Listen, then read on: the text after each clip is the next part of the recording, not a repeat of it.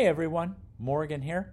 So we're looking at page 16 of the lecture outline dealing with moles and stoichiometry for Honors Chem. And we have a nice question here, a reaction that has everything reacting in a 1-to-1 ratio.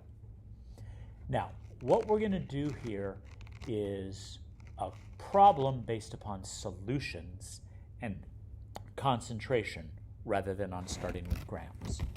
So we're reacting 50 milliliters of 0.050 molar AgNO3. Now 50 milliliters equals 0.0500 liters. Okay? So now, what mass of AgCl can be made by the 50 milliliters of the 0.050 molar? So I start with 0.050 moles per liter of AgNO3 times. Now, I really like to write it as moles per liter rather than a capital M. I'm going to multiply by the volume, which is 0.0500 liters. Liters is going to cancel. You can put a 1 down there if you need to.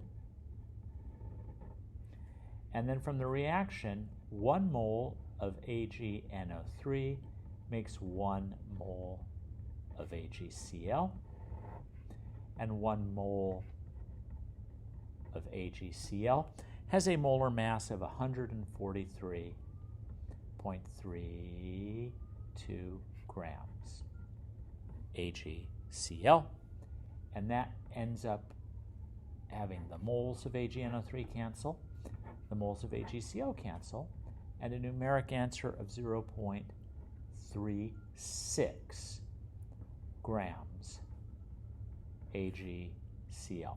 The 2 sig figs are based upon that concentration having 2 sig figs. Now I'm going to basically do the same type of calculation in B. I'm starting off with 0.10 molar. So 0.10 moles per liter of NaCl times 0.0500 liters. The liters are going to cancel, times my mole ratio, 1 mole of NaCl for 1 mole of AgCl, and 1 mole of AgCl, 143.32 grams AgCl. Moles of NaCl cancel, moles of AgCl cancels. And my calculator on this one says 0.72 grams of AgCl. So this one makes more, that's less. Okay? That tells me that the AgNO3 is the limiting reactant because it makes less product, and the NaCl is the excess reactant because it makes more product. Now, what mass of excess reactant remains? Well, I'm going to take the difference between these two numbers, 0.72 grams AgCl minus 0.36 grams AgCl, and that's 0.36 grams AgCl. So I have my 0.36 grams AgCl. Now I'll work backwards. 1 mole AgCl, 143.32 grams AgCl, 1 mole AgCl for 1 mole. Here's what I got to think.